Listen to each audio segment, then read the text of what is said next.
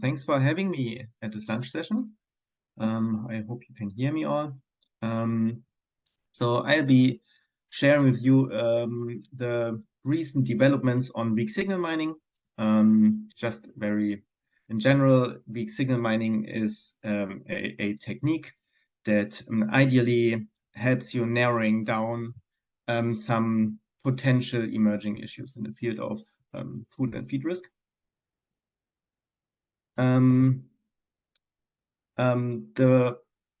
I brought a visual metaphor actually to describe a little bit the high-level process here.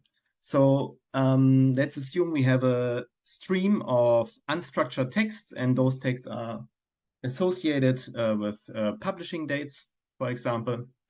Then we can basically use weak signal mining as a sort of filtration, even though this gold panning is not really a filtration, but you do some sort of filtration, and with that you narrow down the terms or risks in general that might be hazardous, dangerous. But yeah, it's still a very manual process. That is also what this picture should show. There's not really a let's say guaranteed it's not a guaranteed tool to find all emerging issues that come up. It's just an assistant basically.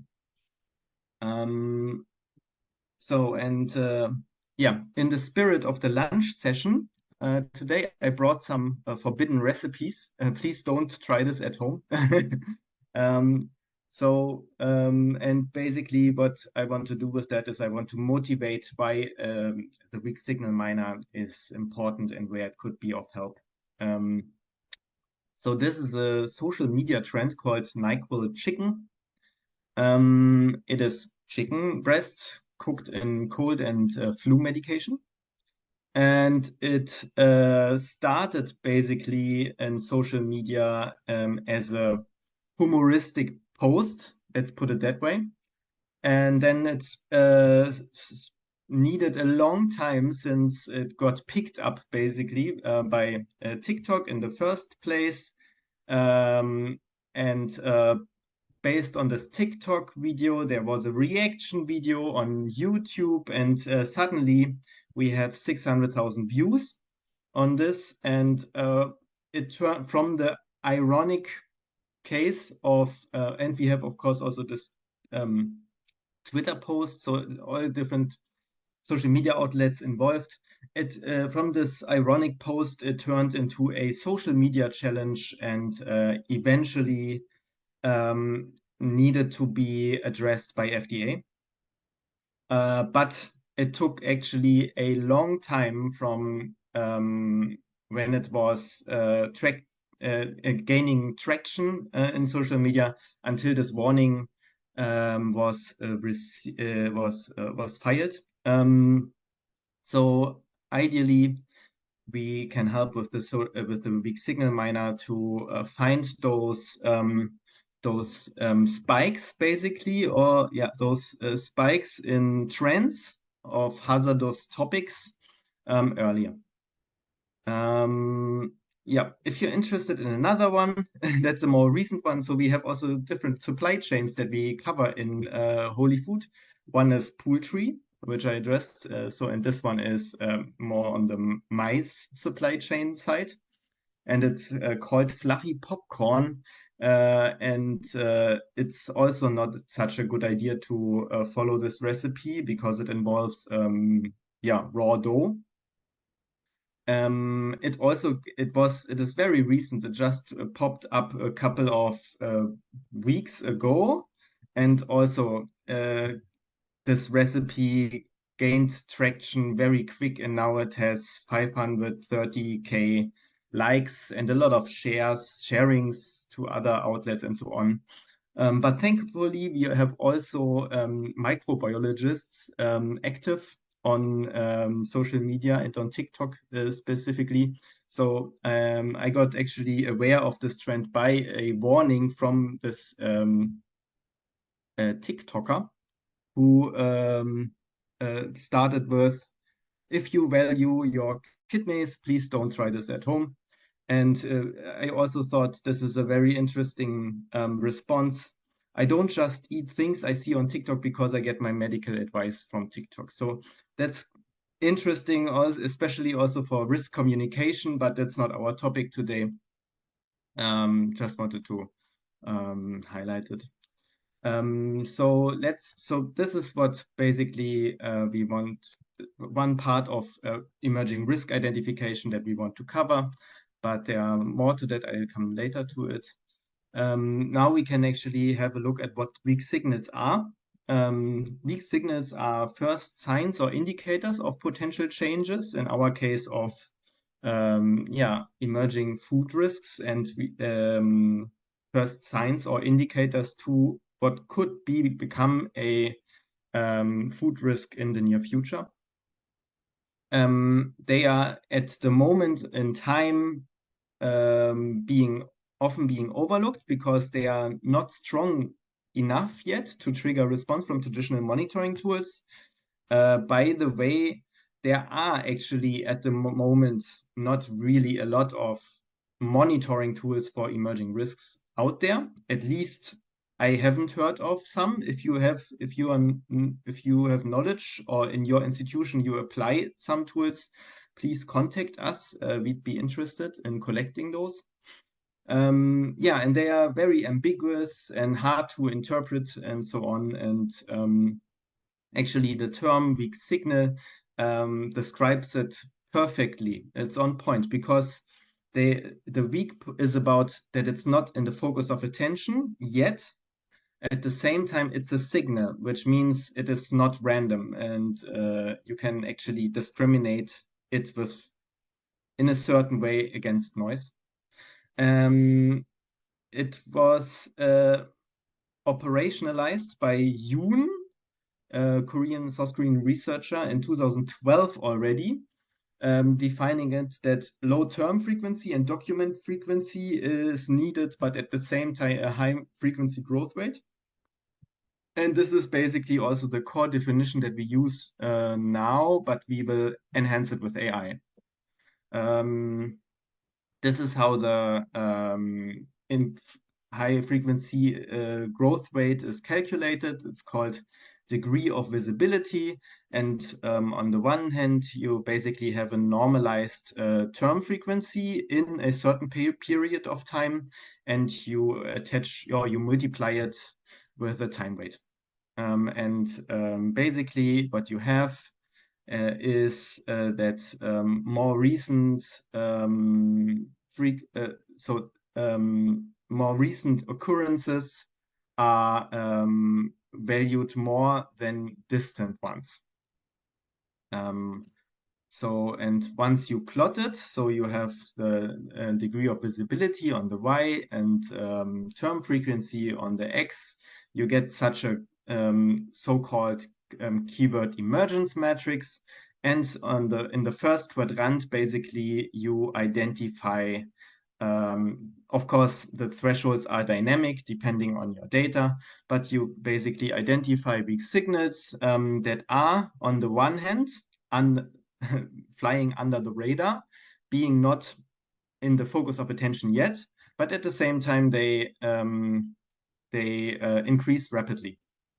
Problem with that is term frequency is a rather crude metric, so it does not recognize any sort of synonymy or context or whatsoever, and the output of this traditional weak signal mining looks like this this list on the right side.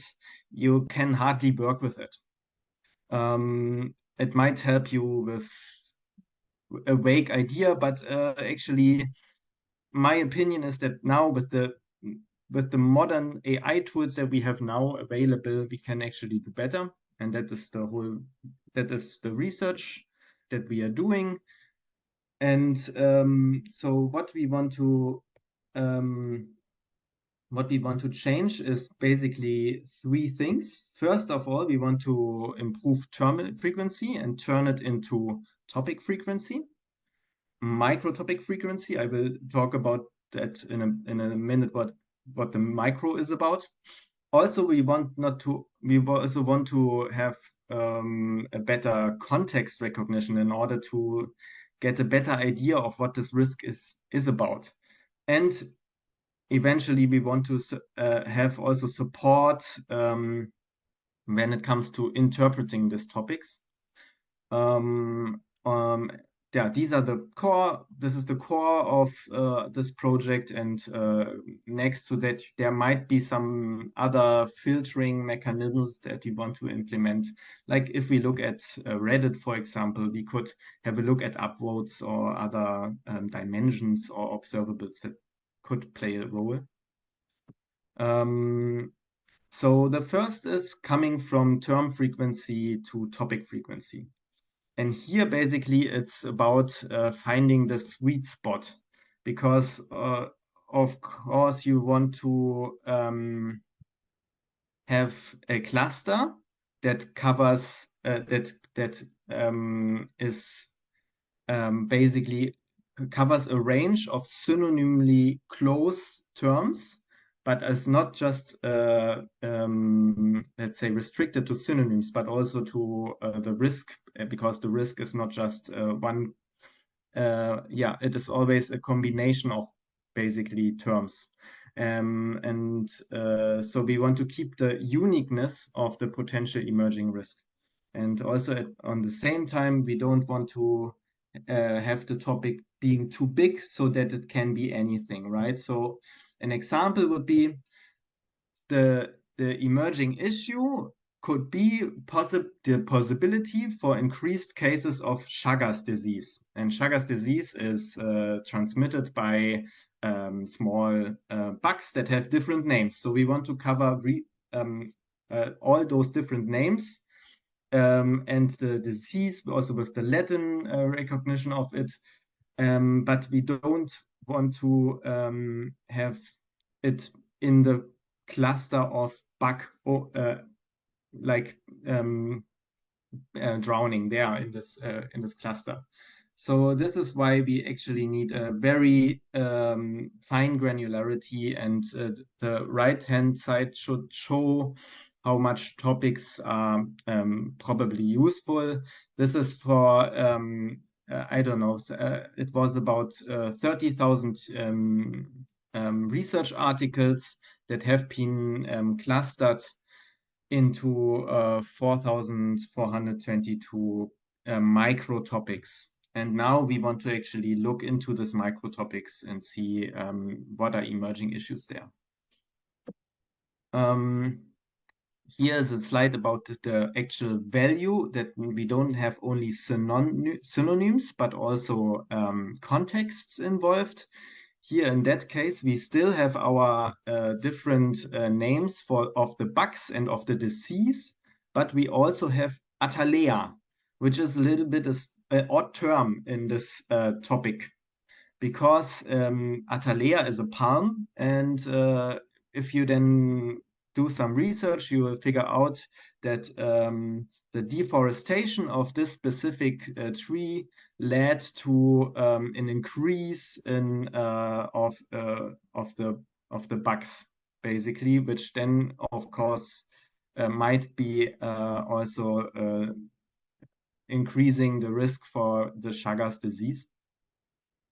So this should just show that context is always important, and that we should look at it from different perspectives.